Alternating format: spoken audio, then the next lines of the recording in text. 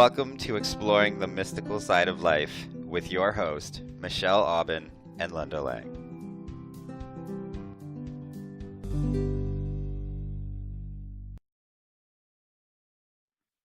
Welcome everyone to the Mystical Side of Life. This is Michelle Aubin with my co-host Linda Lang. Hello, Linda.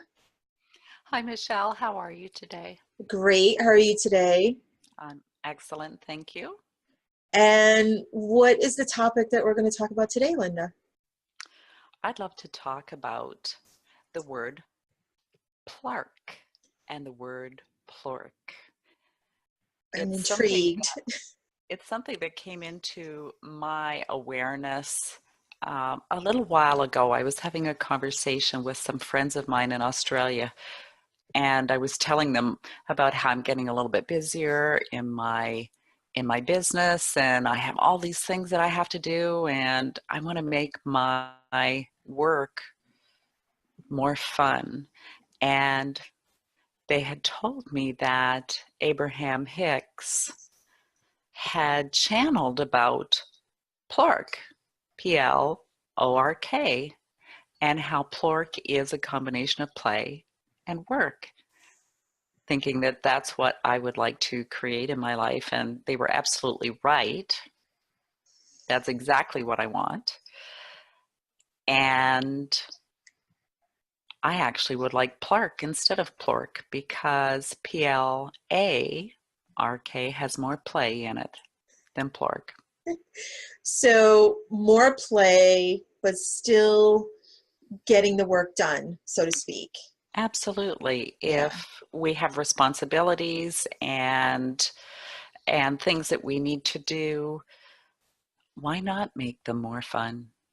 It's a great topic. So how do you access that place within yourself, given that you said you're busier, there's more going on in your business? And so how did you manage that? Or did you? Or was it an aspiration, but you're still working to get there, or hoping to get there? Exactly. Well, no, I really do feel like I have a lot more joy in my business these days. One of the things that I did was intending with an intention group where there was a group of us and we would each have an intention and everyone would support that person's intention and see what they wanted to have manifested. And having more Plurk in my work was one thing that I intended, and I did notice a definite shift.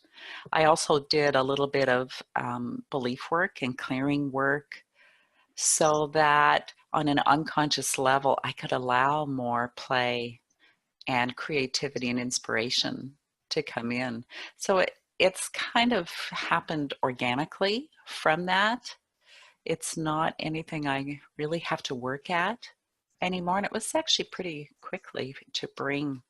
It's just kind of shifting your perception a tiny little bit and asking the universe, how can I bring more magic into my day or more play or more joy? It's a great aspiration, I'll call it, or goal. And it isn't something that's really, in my experience, not really talked about as a valid experience in the mainstream, because we're all taught to work hard. I remember that Nike commercial, "Just do it." And it's this kind of environment we're all in where the idea is like no pain, no gain, all of these things that just seep in. And what you're talking about is having fun, which in a way that is still achieving the things you need to achieve and focus on the things that need to get done in the world, paying the bills, creating your marketing, doing all the tasks that need to be done. I So, actually think that I'm getting more done now Certainly more done faster. I have more spare time and more playfulness even in my downtime.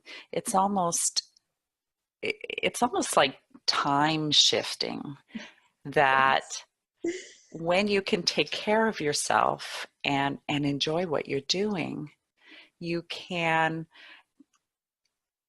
get so much done and better quality of work, not just quantity, better quality of work. And it's just like being in the flow and bing, bing, bing. Next thing you know, done.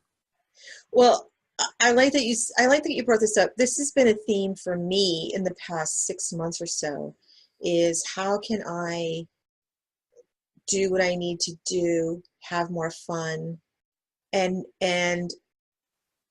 there's been a lot more on my plate as well. And I had a momentary panic a couple of months ago of like, I don't know if I can handle all this. And I caught it and I said to my intuition, show me how to do this in a way that has more fun. And it worked. And it's exactly, I had the same experience of what you're talking about. I feel like time has been bended for me. And I still feel that way. And the more I relax, and if there's something I need to do and I'm just feeling constricted around it, and I put it aside and I say I'll come back to it. When I come back to it, boom, I can knock it out. And it's a bit mind-blowing. It's a bit surprising still, but it works. We put so much pressure on ourselves, and then we have pressure from other people meeting expectations and obligations and deadlines.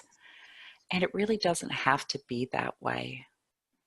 It really No, doesn't. it doesn't. And again, I'm recalling when I've had jobs that are hourly paid jobs. Most people who have those kind of jobs are paid for time.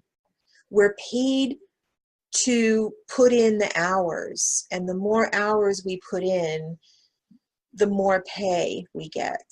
But what you and I are talking about is being more effective with less time invested and more enjoyment.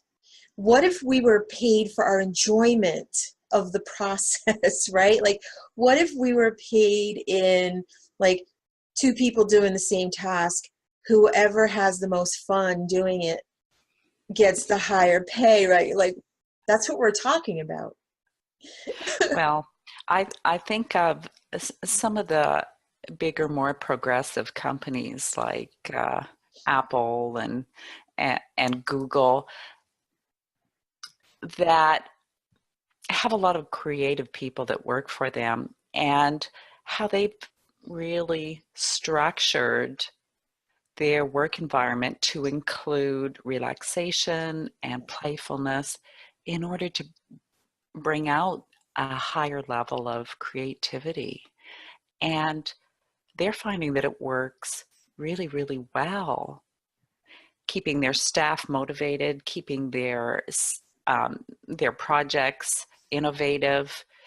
So wouldn't it be amazing if that kind of filtered down into the mainstream so that everybody could enjoy their job? Wouldn't Wouldn't that be it? amazing? And if it filtered down to the school systems so that before a test, maybe if we still had tests in this environment, students could take a nap or play a game while they're taking the test. You know, It's really interesting.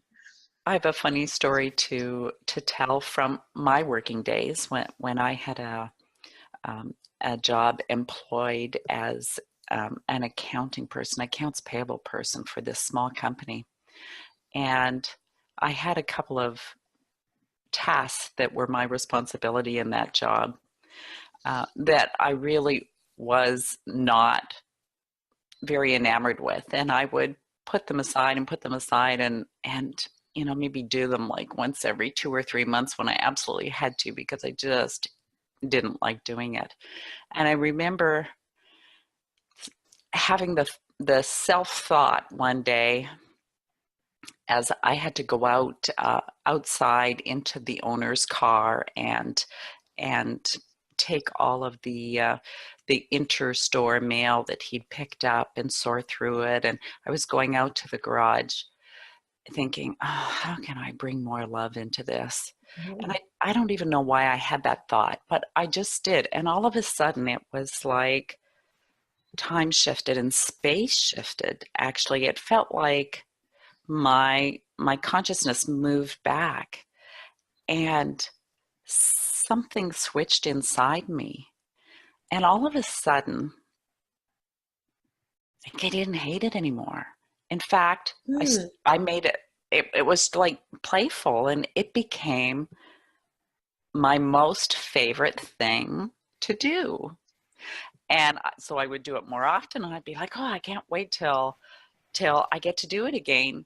It was just really interesting to see how I could shift something internally almost without even knowing how I did it. I simply asked a question, and I don't know if it was my guides working with me or angels or my unconscious mind, but something shifted. I was open to finding a better experience with something that was my responsibility.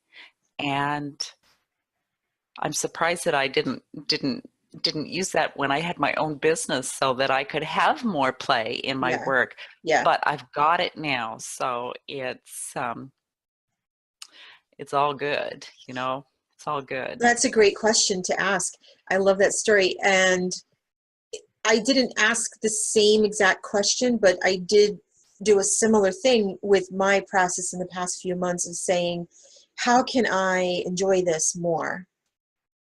Asking my intuition that. How can I engage in this task and enjoy it? And I have to say my frustration level has been decreased with things that used to frustrate me, and just that experience to repeat it again, that like things take less time and they just boom. It's really interesting. And I'm going to link that to what you said about the corporations that are incorporating this and this idea of play and creativity. And as we've talked about in other episodes, our brainwave state creates a lot of our experience depending on what wavelength our brains are emitting electronically. Our brains are electronic organs, and when we are in certain brainwave states, everything is more enjoyable. We still get the work done, and it feels different, and time feels different. We experience time differently. So I just wanted to bring that into the conversation because I think that's my interpretation of some of what's happening for me. Well, it's very much like when you're in the zone and you're doing something, a short, what feels like a short amount of time can actually be like hours and hours. And you're just so engrossed in what you're doing and enjoying it so much that you can't believe so much time has passed. Yeah. It's like I think about rock climbers. Now, they are doing something that is extremely challenging. Have you ever seen video clips of rock climbers, and they're, finding little crevices? And why do they do that? I don't know why they do that, but there's obviously something compelling to people that are in that hobby about the challenge. So this is not about not having challenges. We thrive on the right kind of challenge. All of us like to have the right kind of challenge in our lives at the right time. And I think about this concept of fun challenge versus Challenge. painful, right? Fun challenge versus painful challenge. And they're doing something that's extremely challenging and they're having fun. So what would it be like? That's like kind of my ongoing question. Like, what would it be like to release any idea of painful challenge that I might still have lingering, That's just kind of an ongoing question in my mind. Yeah. Interesting. Interesting, right? Yeah. Yeah. Whatever comes up in life. Exactly. I don't know that I think about painful challenges very much. I probably don't, because I don't want to add energy to it. Not to say that I don't occasionally get some, but I do my best to work through them and then move forward in joy and playfulness. And well, you're doing the fun, you're choosing a fun approach. So I guess what I'm saying when I talk about that idea is that it's not reasonable to expect a life without challenge and without oh heavens, issues that we all have to deal with, yeah, but that we can approach it from different places, that we have choices in how we approach it. exactly, because we all have challenges. Life is about growth and evolution, and that's how we grow the most, is through challenge and finding our own resilience and our own resources and resourcefulness. So I think actually it probably would get a little bit boring if we didn't have, a few challenges thrown in now and again. And what a great story you told, and it really turns it into a game. You had something you had to do that was not an option for you to avoid, and you turned it into your favorite thing to do. So Yeah. we can leave everyone with that idea of what is it in your life. We'll ask a question of everyone listening. What is it in your life that you're dealing with that you kind of feel obligated or you don't enjoy? And how can you bring more love to it or bring more play to it? Ask yourself that and see what happens, and see if there's a shift that takes place. We'd love to hear it if that happens for you. Share in the comments. Let us know what happens when you ask yourself that question. Any final thoughts, Linda? Thing you want to add? I think it's fantastic. I guess the last thing I would say is that I enjoy spending this time with you every week, Michelle. This is a great way to bring more Plork into my work week, for sure. I enjoy it too. And behind the scenes, we put a lot of effort into this for sure, but it is always enjoyable, Linda. So I appreciate you and this time Plarking. Me too. Thank you. And bye for now, everyone. Bye-bye.